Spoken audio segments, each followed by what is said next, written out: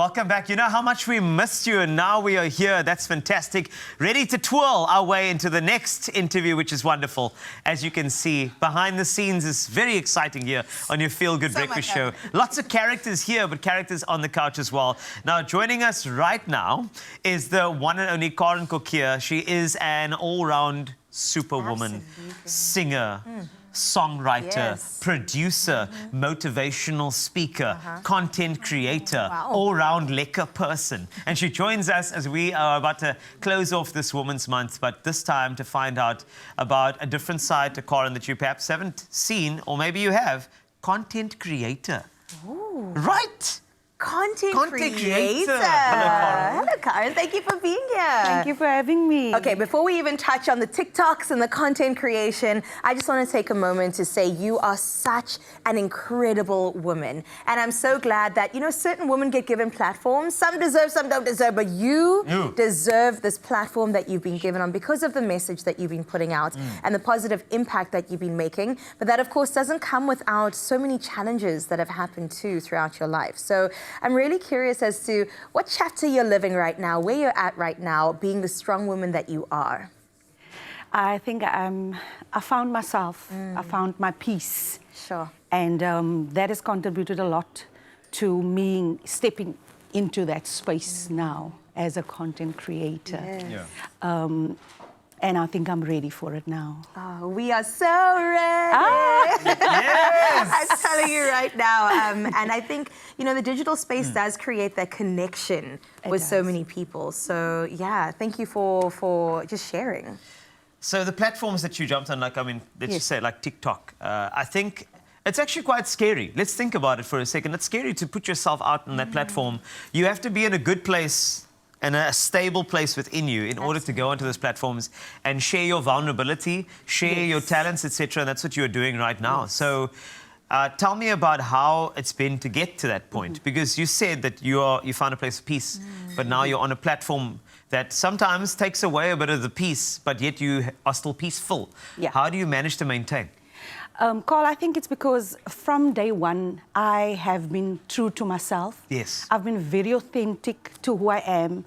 I've made a lot of mistakes, but I've owned up to them. I show people, you know, that I want to be a better person. And I think that in itself shows a different character, you know, a stronger character to people out there who are not as strong, who are not as bold as I sometimes can get.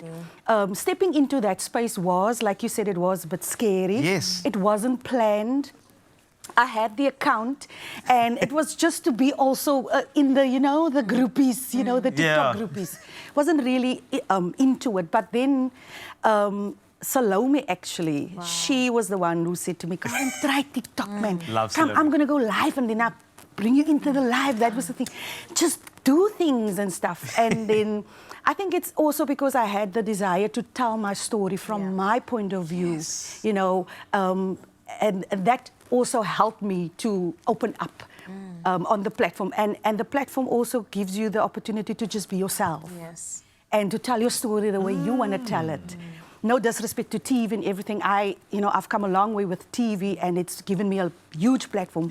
But TikTok it's open, and it speaks to the person sitting there, you know, in those small communities who can only afford to be on TikTok for that moment. You know, it's those kind of things. And I also know, as a woman, what I've went through, you know, there's a lot of women out there who are still struggling up until today, and they don't have a voice. And that is what TikTok has done. It's given me the platform to be a voice to others, you know, who is going through a lot.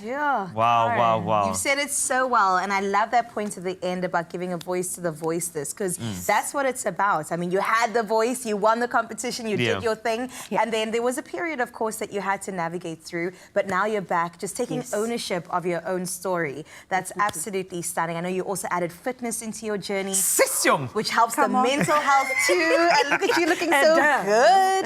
Helps the mental. I mean, look at you working out there. That is, look at the technique on the lunge.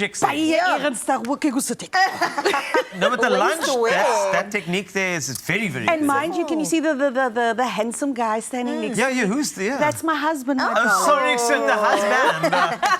husband, trainer, he does it all. Look at this. He's definitely my Stunning. Karin, motivator. look He's at my you. If everything. happy was a picture. Yes. Ah. And you know what? We love to see you happy. Wow. Thank you so much. We absolutely deserve it so much. And Thank you. just a little note about other women, right? You did mention that you do this for the voiceless. And there are Definitely. other women out there that may look at you going, wow, you know, I'm Yes. going through my own struggles and I want to get to that point of peace. Yes. What would you say to them?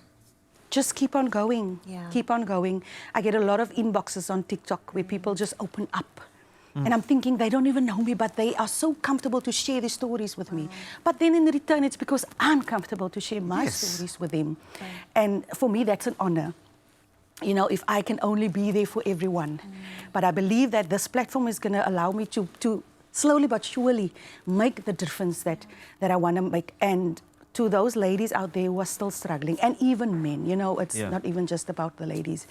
Please do not give up. Yeah. Believe that you have it inside of you to make it. You understand? Work through your issues.